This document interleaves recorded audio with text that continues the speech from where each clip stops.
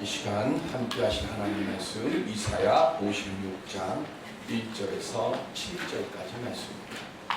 이사야 56장 1절에서 7절.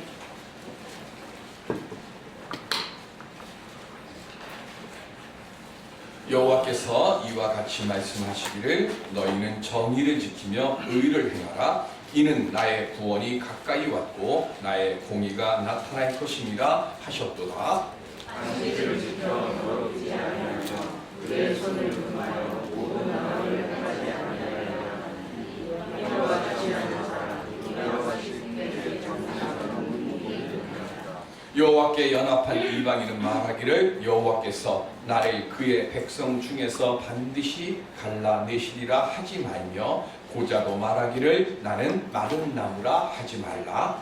여호와께서 이와 같이 말씀하시기를 나의 안식일을 지키며 내가 기뻐하는 일을 성경하며 나의 언약을 굳게 잡는 자들에게는 내가 내 집에서 내 성 안에서 아들이나 딸보다 나은 기념물과 이름을 그들에게 주며 영원한 이름을 주어 끊어지지 아니하게 할 것이며 또 여호와를 영화하여 그를 섬기며 여호와의 이름을 사랑하며 그의 종이 되며 안식일을 지켜 더럽히지 아니하며 나의 언약을 굳게 지키는 이방인마다 내가 곧 그들을 나의 성산으로 인도하여 기도하는 내 집에서 그들을 기쁘게 할 것이며 그들의 번제와 희생을 나의 제단에서 기꺼이 받게 되리니 이는 내 집은 만민이 기도하는 집이라 일컬음이 될 것임이라. 아멘. 거룩한 주일입니다. 생명 회복에 귀한 은혜를 얻고 돌아가는 복된 시간 될 수 있기를 주님의 이름으로 축원드립니다. 지난주에 실검의 명륜교회가 오랫도록 1위를 차지를 했습니다. 또 왜 1위를 차지했는가 했더니 신종 코로나 바이러스에 걸렸던 분이 명륜교회에 가서 예배를 드리고 갔어요. 그래서 그 소식을 알고 지난 주일날은 교인들이 다 교회 오시지 말라고, 그리고는 화상으로 목사님만 그래서 예배 인도하는 그거를 화상으로 하고 다 화상으로 보도록 그렇게 했습니다. 원래 여기 마스크는 사실은 길거리 다닐 때는 안 쓰셔도 되는 게 맞아요. 언제 써야 될까요? 실내에서. 네, 실내에서는 반드시 써야 됩니다. 근데 우리는 실외에서는 마스크를 꼭 쓰고 가고 실내 들어오면 다 벗어요. 여러분들 저 예배 시간에 마스크 쓴다고 누가 뭐라고 안 하니까 마스크 가지고 계신 분들은 마스크를 쓰세요. 혹시라도 이것 때문에 여러분들 하니까 마스크가 있는 분들은 마스크를 쓰시고요. 괜찮습니다. 말씀을 드리고 시작을 할게요. 엄마와 함께 한 아이가 동네 마트에 가서 장을 봤습니다. 설날 명절 때라서 사람들이 많았어요. 너무 많다 보니까 계산대에 사람들이 막 북적북적거리고 물건도 많이 쌓이고 하다 보니까 계산을 하는 마트 직원이 물건 하나를 바코드를 제대로 안 찍고 그냥 넘겨줬어요. 근데 아이가 보니까 그거 안 한 거를 애가 알았어요. 근데 엄마가 아무 소리를 안 하고 가요. 그러니까 엄마한테 애가 얘기를 합니다. 엄마 저거 왜 돈 안 내? 그랬더니 이 엄마가 하는 말이 주위를 싹 살피더니 조용하게 얘기하는 게 괜찮아. 실수는 내가 한 게 아니라 저쪽에서 한 거니까 괜찮아. 그리고는 가져가요. 그 물건을 사갖고 지금 양쪽으로 잔뜩 싣고 가니까 아버지가 차 안에서 기다리고 있습니다. 그래서 차 안에 짐을 싣고 차를 빼서 나가는데 급하게 서둘러 나가다가 보니까 옆에 차를 살짝 긁었어요. 근데 아빠가 주위를 보니까 아무도 본 사람이 없어요. 그러니까 팍 하고 나갑니다. 아들이 아빠한테 얘기합니다. 아빠, 옆차와 부딪혔잖아. 근데 아빠가 하는 말이 아무도 본 사람 없으니까 괜찮아. 그리고 우리도 몰랐어. 그리고는 쑥 갔어요. 이 아이가 자라서 대학을 졸업을 하고 회사에 취직을 했습니다. 그런데 이 아이가 그만 횡령사건을 저지르고 감옥에 수감이 됩니다. 깜짝 놀란 소식을 전해 듣고 부모가 찾아가서 아이에게 얘기합니다. 도대체 왜 이런 짓을 했냐? 나쁜 짓 하면 안 된다는 거 너는 몰랐니? 그랬더니 아들이 아버지에게 얘기합니다. 뭐든 들키지 않으면 괜찮은 거 아니에요? 저도 들키지 않을 줄 알았어요. 전 재수가 없어서 걸린 것뿐이에요. 따뜻한 하루라고 하는 곳에서 올려있는 글입니다. 한 20여 년 전인가요? 우리가 살면서 배워야 할 모든 것을 유치원에서 다 배웠다. 뭐 그런 내용의 책이 있었습니다. 삶에 있는 살아가는 모든 것들은 사실 그렇게 어려운 거 아닙니다. 미적분 좀 못하면 어떻습니까? 영어 좀 못하면 어떻습니까? 근데 미적분 못하고 영어 좀 못하면 그냥 거기에 맞춰서 그냥 살면 됩니다. 그런데 기본을 배우지 못하면, 기본을 우리가 지키지 않으면 어느 순간인가 그 기본이 무너지면 우리 인생도 무너져 버립니다. 오늘 졸업 예배를 드립니다. 믿음의 모습도 마찬가지입니다. 오늘 졸업하는 우리 친구들이나 우리 모든 교우들 여러분, 주 안에서 믿음의 기초를 쌓고 그리고 그 위에서 내 인생을 설계해 나갈 수 있는 우리들이 될 수 있기를 바랍니다. 그리고 그렇게 믿음으로 살아갈 때 내가 채우려고 하지 않았던 것들을 우리 주님께서 우리의 삶 속에 우리의 자녀들 위해 채워 주실 줄로 믿습니다. 오늘 그 믿음으로 살아가는 우리 모두가 될 수 있기를 주님의 이름으로 간절히 기원드립니다. 그럼 어떻게 하면 믿음의 기초를 쌓을까요? 오늘 이사야 선지자는 우리가 인생을 살아가면서 꼭 가지고 있어야 돼. 구원을 받은 사람들, 구원을 원하는 사람들이 꼭 가지고 있어야 할 두 가지를 우리에게 말씀하고 있습니다. 하나님께 연합한 사람, 즉 구원을 받은 사람은 어떻게 살아야 하는가, 그거를 이사야서 56장 1절부터 8절까지 말씀하는데 이 두 가지를 얘기를 해요. 진정으로 회개해서 구원의 은총을 받은 사람이라면 신앙적인 면과 생활적인 면 모두 다 거룩함으로 구별되어야 한다라고 말을 합니다. 그러면서 첫 번째 1절에 뭐라고 얘기를 합니까? 너희는 정의를 지키며 의를 행하라 라고 말합니다. 즉 구원받은 사람이라고 하는 말을 들음에 부끄럽지 않은 삶을 살아가야 하고 말합니다. 성경은 하나님을 안다고 자부하고 내가 구원을 받은 사람이다라고 자부하면서 양심적으로 살지 않는 사람들을 향해서 뭐라고 얘기하는가 하면 그런 사람들은 하나님을 모르는 사람들이고 즉 구원을 받지 못한 사람들이라고 취급을 합니다. 구원은 우리에게 막중한 책임을 요구합니다. 예레미야 22장 16절에 보시면 시작. 그는 가난한 자와 궁핍한 자를 변호하고 형통하였나니 이것이 나를 알미 아니냐 여호와의 말씀이니라. 아멘. 요 앞에 15절에는 뭐라고 말씀을 하는가 하면 너의 아버지 요시야가 백향목으로 왕을 산 줄 아냐? 돈으로 왕 산 줄 아냐? 아니다 그래. 요시야의 아들 여호야김에게 예레미야 선지자가 하나님의 말씀을 선포합니다. 요시야는 백향목을 사용해서 왕이 된 것이 아니라 정의와 공의를 통해서 왕이 됐고 그래서 하나님께서 그를 형통하게 해주셨고 가난한 자와 궁핍한 자를 변호했기 때문에 내가 그를 형통하게 해주었다라고 지금 말씀합니다. 그런데 여호야김은 어떻게 했는가 하면 가난한 자는 돌볼 생각을 하지 아니하고 자기가 거하는 궁궐이나 아니면 자기가 삶을 살아가는 그 일들 속에서 물질과 그리고 자기가 살고 있는 집을 으리으리하고 화려하게 치장하는 데만 신경을 쓰는 거예요. 그래서 하나님께서 지금 예레미야 선지자를 통해서 그에게 말씀하는 거예요. 하나님이 원하시는 삶이 뭔지 아느냐? 왕인 너부터 정의와 공의를 행하는 삶을 살아라. 그러면 너의 아버지 요시야 요시야가 형통케 했던 것처럼 내가 너를 형통케 해줄게 라고 지금 말씀하는 거예요. 그런데 이 말씀을 귀뚱으로도 안 들어요.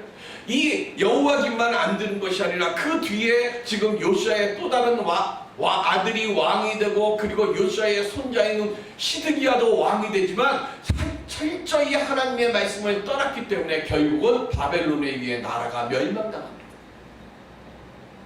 믿음을 가졌습니다. 내가 기뻐하는 삶을 사는 것보다 하나님께서 기뻐하시는 삶을 살아가야, 그래야 하나님께서 우리를 형통케 해주시고, 그래야 하나님께서 우리를 온전히 세워주신다는 말씀이에요. 두 번째는 안식일을 지켜 더럽히지 말아야 합니다. 우리 공휴일에 보면 회교 국가를 빼고는 공휴일에 달력에 무슨 색깔로 칠하고 있죠? 빨간색으로 하죠. 공휴일은. 왜 빨간색으로 할까? 여러 가지 얘기가 있습니다. 그 중에 하나가 뭐냐면, 운전하시는 분들은 무슨 색깔일 때 차 운전하다가 멈추죠? 빨간색일 때. 공휴일에 빨간색으로 해놓는 이유는 모든 자동차가 빨간 신호등을 보고 멈추는 것처럼 이 빨간 날에는 우리들도 어떻게 하라고요? 하던 일도 좀 멈추고, 그리고 스트레스 받는 일들도 좀 멈추고 좀 쉬어라. 우리는 일요일이라고 안 하고 뭐라고 그러죠? 주일이라고. 그러면 왜 주일이죠? 십자가에서 보혈을 쏟아주신 예수 그리스도께서 죽으시고 부활하신 날, 그 날을 기념해서 우리는 주일이라고 합니다. 그러면 우리에게 있어서 빨간색은 뭘 뜻할까요? 십자가에서 우리를 위해서 흘려주신 보혈의 색깔을 뜻합니다.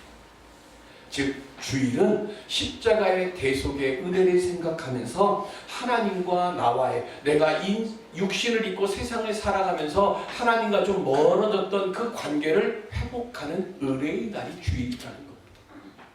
제가 고등학교 때 저희 모교회에서 사경회를 했어요. 근데 4일 동안 사경회를 했는데 무슨 내기를 하셨는지 기억나는 건 하나도 없어요. 단지 하나 아는 거는 그분이 어느 대학교 교수님이었는데 그분의 이름도 지금 기억이 안 나요. 근데 딱 하나 기억이 나요. 그분이 원래 성이 주씨예요. 주씨. 근데 이분이 자기가 어떻게 주님하고 주님의 주자를 쓸 수 있느냐고, 그래서 현수막 이렇게 앞에다 붙여놨는데 주인데 거기다가 줄을 하나 더 썼어요. 그래서 어떻게 돼? 발음도 힘들어요. 주. 지금 보면 뭐 그렇게 할까 싶은데 그분의 입장에서는 뭐 하는 거예요? 주님을 함부로 말하지 않으려고 하는 순수한 마음이 그 속에 있는 거예요. 미국의 어느 목사님이 이렇게 글을 썼습니다. 150년 된 자기 할아버지는 거룩한 안식일이라고 주일을 얘기했어요. 그리고 100년 전 할아버지는 그냥 주일이라고 했답니다. 안식일이라고 했대요. 그런데 50년 전 자기 아버지는 일요일이라고 하더래요. 그리고 오늘에 사는 자기 아들은 뭐라고 할까요? 위크엔드, 그냥 주말이라고 한다. 그거에 통탄했습니다. 세상이 점점 복잡해지고 발전하면서 영성이 점점 쇠퇴해가고 있습니다. 천지창조 후에 하나님께서 안식일을 두신 이유는 6일 동안은 너희를 위해서 사용을 하고, 그리고 제7일 때는 하나님의 일을 하는 날로 쓰라고 안식일을 우리에게 주셨습니다. 우리에게는 안식이 아니라 우리 죄를 사하시려고 십자가에서 죽으시고 3일 만에 다시 살아나신 부활의 날을 기억하여서 예배드리는 주일로 쓰라고 오늘 주님이 우리에게 주일을 주셨어요. 주일이 왜 중요할까요? 이사야서 58장 14절 시작. 내가 여호와 안에서 즐거움을 얻을 것이라. 내가 너를 땅의 높은 곳에 올리고 내 조상 야곱의 기업으로 기르리라. 여호와의 입의 말씀이니라. 아멘. 하나님의 거룩한 날을 잘 지키면 이사야 선지자가 뭘 약속했는가 하면 너희 나라나 너희 가정이나 너의 개인의 삶에 있어서 하나님께서 참된 복을 주시고 너희들이 저 산의 높은 곳으로 다니는 것처럼 내가 너희들을 그렇게 존귀하게 해줄게. 그게 이사야 선지자의 약속이에요.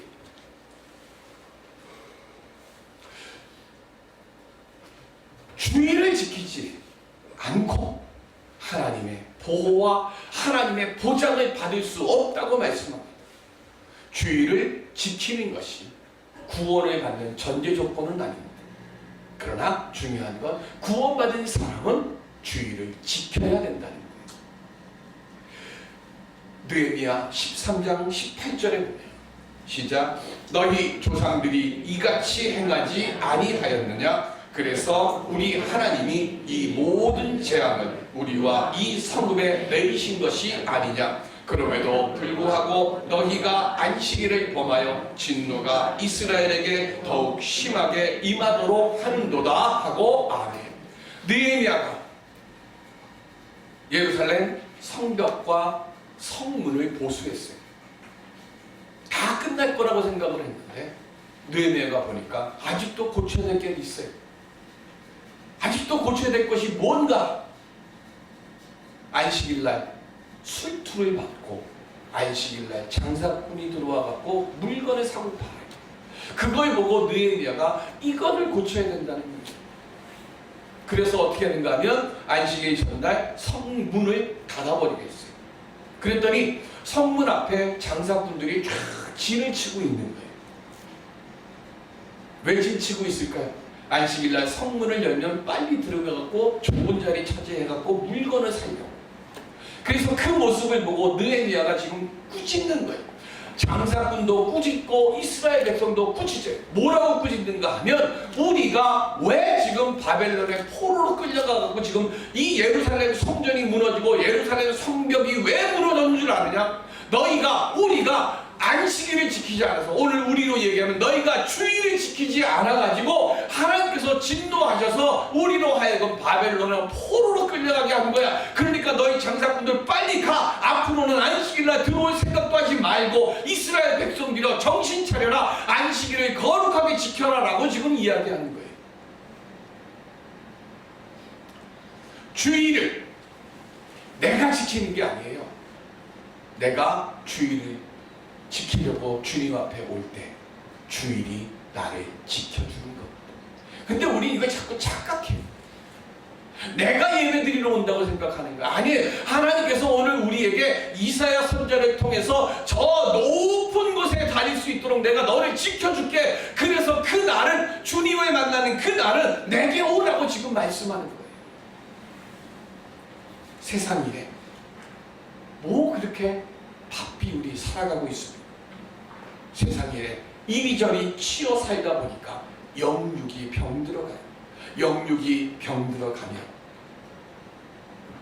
먹지도 못하고 쉬지도 못하고 말씀도 보지 못하고 그러다 보면 내 영육이 죽어버림을 잊지 말아야 합니다. 그래서 7절에 이사야 선지자가 뭐라고 얘기합니까? 내 집은 만민이 기도하는 집이다. 그리고 그 앞에 뭐라고 얘기하는가 하면 나의 성산으로 인도하여 그랬어요. 여기 이야기하는 성산은 시편 24편에 나오는 하나님의 거룩한 산 그것을 이야기하고 오늘날 우리에게 있어서는 뭐예요? 교회를 얘기하는 거예요. 이 성산, 교회 뭐 하는 곳이어야 돼? 기도하는 집이 돼야 돼. 몸만 교회 오면 안 돼요. 세상에서는 공의로운 삶을 살고 믿음 안에서 주의를 거룩히 지키면서 성산에 와서는 주님의 이 언약의 말씀에 의지해서 기도하는 심령이 될 때, 그때 온전히 우리는 구원받은 자의 삶이 되고 온전히 구원받은 자의 모습이 된다고 말씀합니다. 요한복음 2장 16절에 보면 시작. 비둘기 파는 사람들에게 이르시되 이것을 여기서 가져가라. 내 아버지의 집으로 장사하는 집을 만들지 말라 하시니. 아멘. 마태복음이나 마가복음에 다 나오는 말씀이에요.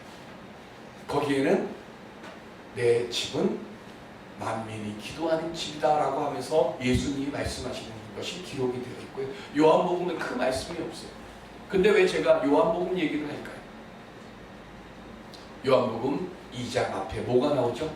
가나의 혼인잔치가 나옵니다. 가나의 혼인잔치에서 물이 변해서 포도주가 됩니다. 뭘 뜻하는 거예요? 율법으로 구원을 받는 것이 아니라 예수 그리스도의 보혈로 우리가 구원받음을 알게 하는, 그래서 첫 번째 이적으로 요한복음에 기록하는 이유가 거기에요. 우리는 율법을 지켜서 구원받는 게 아니라 물이 변해서 포도주가 되어지는 것처럼 예수 그리스도의 보혈 외에는 우리를 구원할 수 있는 것이 없다고 하는 것을 말씀하시고 난 뒤에 그 다음에 요한복음에서 뭐 하시는 거예요? 타락한 성전을 예수님이 뒤집어 엎으시는 거예요. 몸만 교회에 온다고, 주일 잘 지킨다고, 11조 잘한다고 구원받는 거 아니라는 거예요.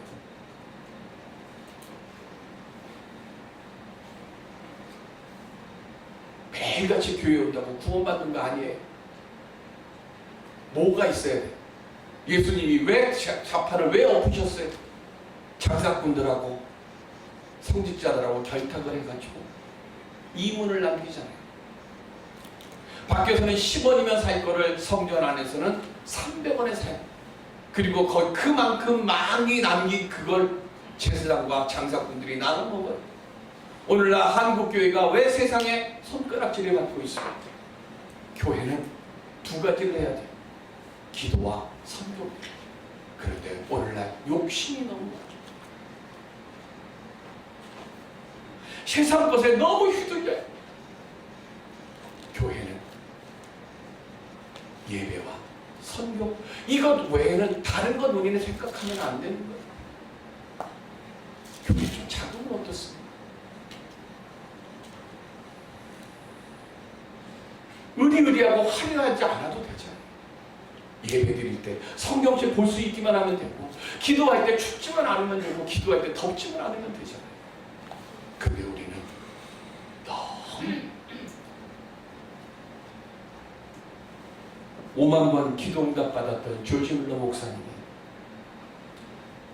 하루는 고아원에서 아이들이 밥을 먹여야 되는데 아침 줄 게 없어요.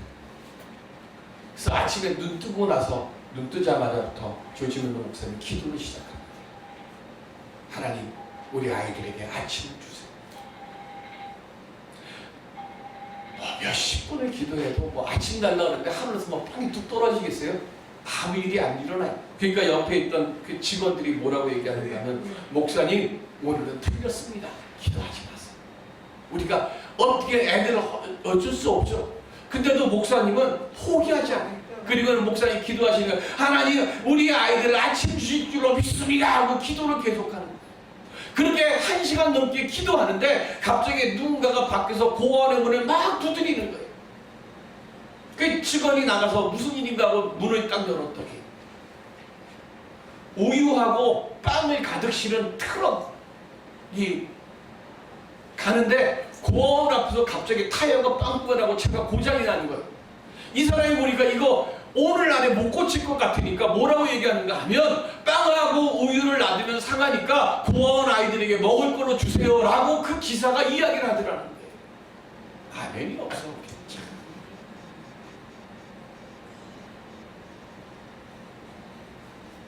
아멘 좀 한번 해봐요.